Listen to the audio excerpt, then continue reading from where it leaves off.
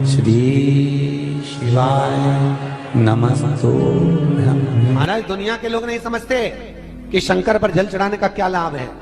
शिव महापुराण कहती है, अगर एक दिन शिव महापुराण की कथा कहती है, मंगलवार को अगर शिव जी के मंदिर में, शंकर के मंदिर में जाकर एक लोटा पानी चढ़ाया जाता है तो हमारे कार्य में उन्नति होती है। कोई व्यापार नहीं चलता हो, दिक्कत आ रही हो तो हनुमान जी के दूसरे नंबर का भाई गतिमान का स्मरण करो।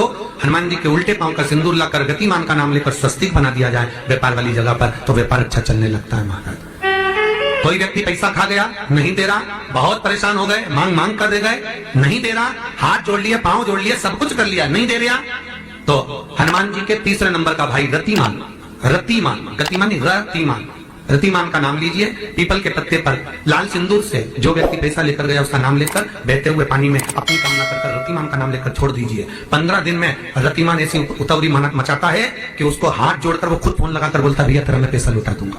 रतिमान का स्मरण किया जाता है।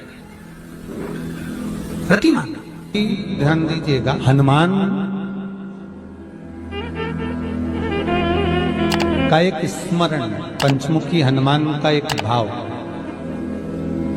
महाराज जैसे बहुत ज्यादा तकलीफ अगर व्यक्ति को हो गई है, बहुत कष्टमय जीवन चल रहा है, हार गए हर जगह से और तकलीफमय जीवन चल रहा है, तो पंचमुखी हनुमान का एक शिव महापुराण का और स्कंद पुराण का एक बड़ा सुंदर मंत्र है। उस मंत्र को आप सब एक बार हमारे साथ में बोलें।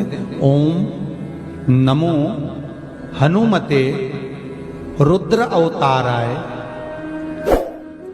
सर्व शत्रु संहारणाय सर्व रोग हराय सर्व वशीकरणाय रामदूताय स्वाहा। बस इस मंत्र को हाथ में काली तिल लेकर, एक जौ लेकर और गूगल लेकर, थोड़ा सा उसमें गाय का घी डालकर, कंडे को या अग्नि को जलाकर इस मंत्र का 11 बार 21 बार जाप कर कर अपनी कामना कर कर छोड़ दीजिए। कैसा भी रोग हो, बीमारी हो, कष्ट हो, दुख हो, तकलीफ हो, 21 दिन के अंदर वो आनंद आना प्रारंभ कर देता है। इस मंत्र, स्कंद पुराण का, शिव महापुराण का ये मंत्र मूल पंचमुखी हनुमान सुख देंगे। और एक और चीज याद रखिए महाराज, यदि कोई काम के लिए जा रहे हो, कोई व्यापार के लिए जा रहे हो या नौकरी करने के लिए जा रहे हो और लगी नहीं रही, बहुत तकलीफ पा रहे हो, सर्विस ही नहीं लग रही, बहुत कष्टमय हो गया, तो निवेदन करूंगा 5 पीपल के पत्ते पर बेसन के 5 लड्डू घर में बने हुए, गाय के घी के 5 लड्डू रख लो। उस लड्डू के बीचों बीच एक आटे का दिया और उसमें तिल्ली का तेल डालकर इसी मंत्र का प्रयोग कर कर पंचमुखी हनुमान का किसी भी हनुमान के मंदिर में जाकर, दक्षिण मुखी हनुमान के मंदिर में जाकर उसको रख कर आ जाइए। इसके बाद आप उस काम के लिए जाइए, आपका काम सफल हो जाएगा। आपको किसी को नहीं कहना पड़ेगा कि हाथ जोड़ना नहीं पड़ेगा, किसी के पांव नहीं पड़ना पड़ेंगे, तुरंत काम होगा। बस इस मंत्र का स्मरण कर कर पंचमुखी हनुमान का भूतेश्वर जो मंत्र है वो सुख देने वाला। पूरे घर में वास्तु के हिसाब से केवल एक दीवार ऐसी होती है जहां पर हनुमान जी का चित्र लगाया जाए।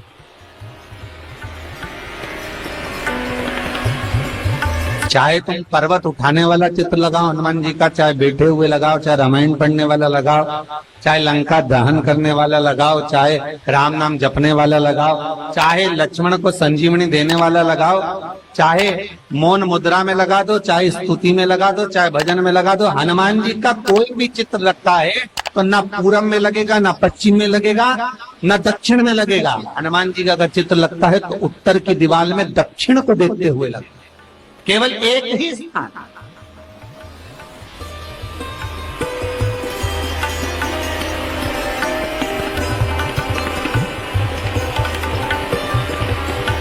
जैसे पूर्वजों के चित्र को, पितरों के चित्र को, गए हुए हमारे जीवों के चित्र को दक्षिण में विराजमान किया जाता है, उसी तरह हनुमान को उत्तर में विराजमान कर कर दृष्टि दक्षिण में कर दी।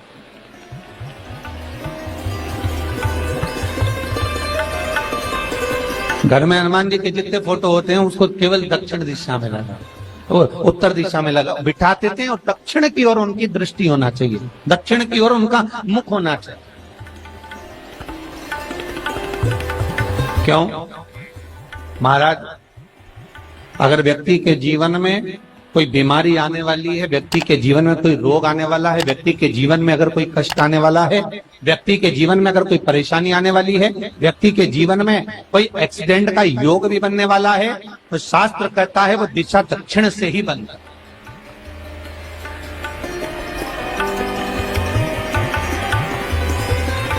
ये दक्षिण जो दिशा है ये यम की दिशा।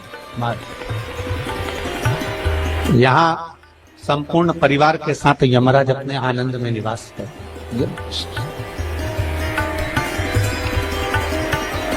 और जब हमारे घर में, हम ये नहीं कह रहे कि आप हनुमान जी का फोटो लगाओ, हम ये भी नहीं कह रहे, आपके घर में हो और आपने अगर विराजमान कर रखा है किसी दिशा में, तो हमारा तो निवेदन रहेगा, अभी तक आपने अगर जैसा रखा, पर एक बार दिशा बदल कर देखना कि रोग, बीमारी, कष्ट, दुख, तकलीफ में आपको लाभ मिला कि ना। हनुमान जी ने केवल दक्षिण दिशा की ओर अगर मुख कर हमने विराजमान कर दिया, फोटो ही विराजित किया। हम ये नहीं कहेंगे आपसे कि आप बाजार से फोटो खरीद के लाओ फिर लगाओ, नहीं, आपके घर में हो तो आप लगा दें, आपके घर में हो तो विराजमान।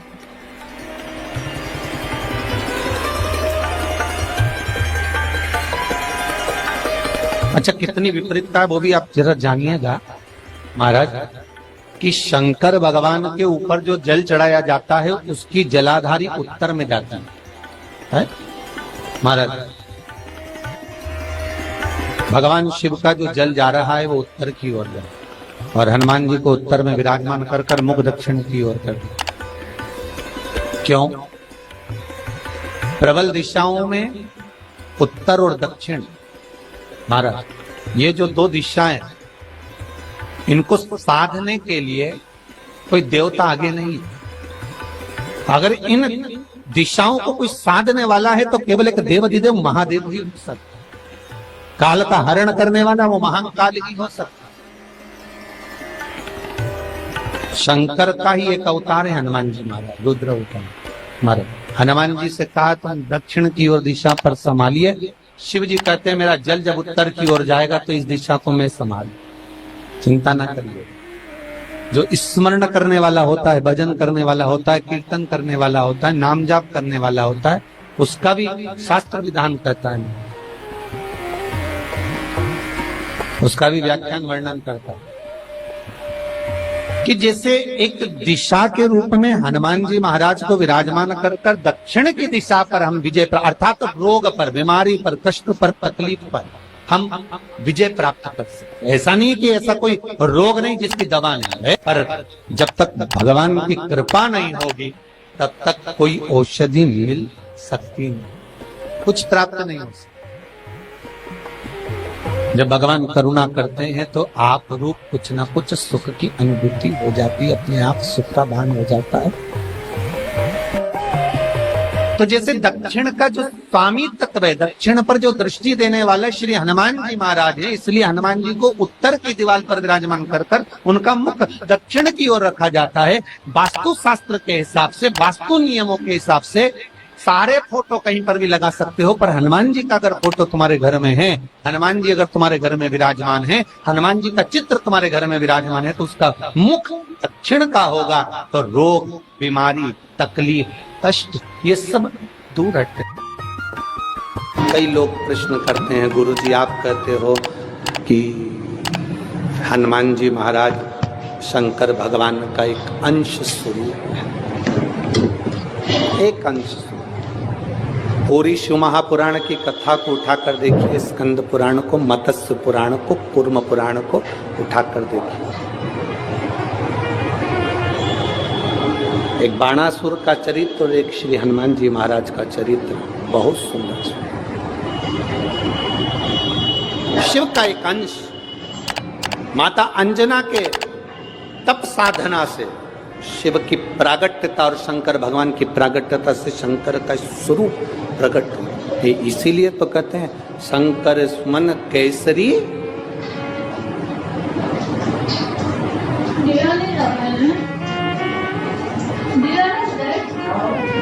शिव का एक स्वरूप है हनुमान जी। हम तो हमेशा कहते हैं अगर आप हनुमान जी का भी दर्शन कर रहे हैं तो ये अंदाजा लगा कर रखें कि आप शंकर का दर्शन कर रहे हैं। आप शंकर का दर्शन कर रहे हैं तो ये अंदाजा लगा कर रखें कि आप हनुमान जी का दर्शन कर रहे हैं। सब एक, कोई भेद नहीं, सब एक, कोई भेद नहीं। देवताओं, आप एक बेलपत्र, जैसे आप एक बेलपत्र कि ये दो जो पत्तियां होती हैं, जरा ध्यान देंगे, ये दो जो पत्ती नीचे की रहती है बेलपत्र, आगे का भाग एक बेलपत्र और नीचे की जो ये दो पत्तियां होती हैं, इन दो पत्तियों के ऊपर एक एक शमी पत्र। ये दो जो पत्तियां हैं, इन पत्तियों के ऊपर एक एक शमी पत्र और लाल चंदन ये रखकर कितना भी रोगीला व्यक्ति हो, रोग से ग्रसित व्यक्ति हो, जिंदगी में कितना ही दुख पड़ रहा हो, बेलपत्र की ये दोनों पत्ती जिसके ऊपर शमी पत्र रखकर, लाल चंदन रखकर श्री हनुमान जी महाराज और हनुमान जी महाराज के तीसरे नंबर के भाई श्री गतिमान जी। हनुमान जी कितने भाई हैं? 6। उसमें हनुमान, रतिमान, प्रतिमान, मतिमान, गतिमान, तो जो नीचे के क्रम में आते हैं श्री गतिमान जी, उन गतिमान जी और हनुमान जी का नाम लेकर जो शिवलिंग के ऊपर समर्पित कर देता है, रोग का निवारण होता ही है, रोग मुक्ति होती है। मंगल का प्रदोष निकाल कर रख लो कि मंगल का प्रदोष इस दिन पड़ रहा है, मंगल की त्रयोदशी तिथि पड़ रही है, प्रदोष व्रत मंगलवार का पड़ रहा है। और जिन लड़का लड़की को मंगल होते हैं, जिन कन्या और वर को मंगल होते हैं, केवल शंकर भगवान के मंदिर में जाकर चौमुखी दिया, 4 बत्ती का दिया आटे का, उसमें घी डालकर लड़की शंकर भगवान के मंदिर में मात्र 7 बार शंकर पे से उतार कर 3 बार स्वतः उतार कर शिव के मंदिर में रख देती है, उसका मंगल आड़े आता ही नहीं है, मंगल नहीं आता सामने। मंगल प्रदोष व्रत का इतना महत्व है महाराज। जब जिस महीने में जो प्रदोष पड़ा करे, जब प्रदोष पड़े, बन सके 1 बेलपत्र, बन सके 5 बेलपत्र, शमी पत्र, हरे मूंग, हरा मूंग, बेलपत्र, एक कलश के अंदर थोड़ा सा पानी लेकर 1 बेलपत्र, हरा मूंग, शमी पत्र डालकर और उसमें थोड़ा सा गुड़ डालकर भगवान शिव का स्मरण कर कर प्रदोष काल में, मान लो कोई काम आपका बहुत जरूरी है, बहुत दिनों से आप थक गए हैं, नहीं हो रहा, कर्जा बढ़ रहा है, धन नहीं आ रहा, व्यापार नहीं चढ़ रहा, या कोई समस्या बहुत प्रबल है, कोई एग्जाम में बैठ रहे हो नहीं हो रहा, परीक्षा भी दे दी है, रिजल्ट आने ही वाला है, तो भी प्रदोष काल में, प्रदोष के समय वो जल, मूंग, शमी पत्र और बेलपत्र और गुड़ का शंकर के शिवलिंग को समर्पित करना प्रारंभ कर दो। 2 या 3 प्रदोष करोगे, बाबा आपकी मनोकामना शीघ्र पूर्ण कर देगा।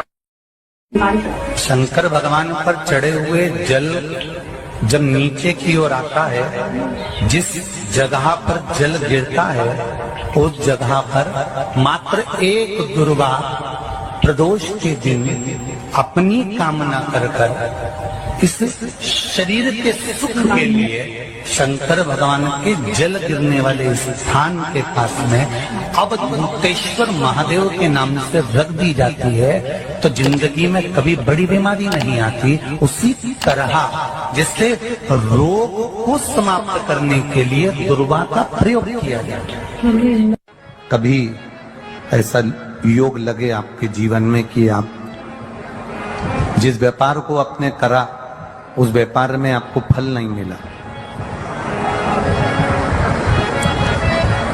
फिर आपने व्यापार चेंज करा, फिर बदल कर देखा, फिर उस व्यापार को कर कर देखा, उसमें फल नहीं मिला,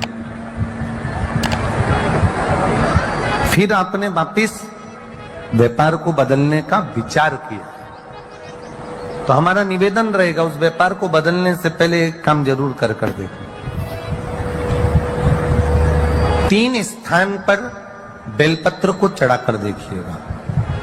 अगर आपको लगे कि मैंने व्यापार बदल लिया, एक बार बदला, कई लोग ऐसे भी होते हैं जो पैसा इकट्ठा करते हैं, धन एकत्रित करते हैं और कोई व्यापार ऐसा कर लेते हैं जिस व्यापार में धन चले जाता है तो वो धन वापिस नहीं आता महाराज, वो व्यापार का धन वापिस नहीं आता। तो बड़े दुखी होता है कि भाई मेरा गया हुआ पैसा नहीं आ रहा, मैं बड़ा कष्ट में हूं, मेरा खुद का ही आ जाए ना तो मैं निहाल हो जाऊं, मेरा अपना ही नहीं आ रहा जो गया हुआ है तो मैं क्या वर्णन करूं उसको, क्या।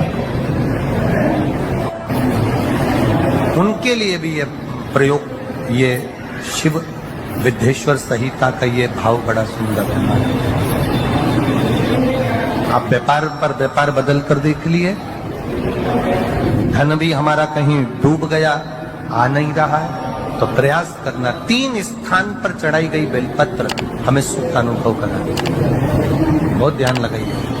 पहला, अशोक सुंदरी की जगह।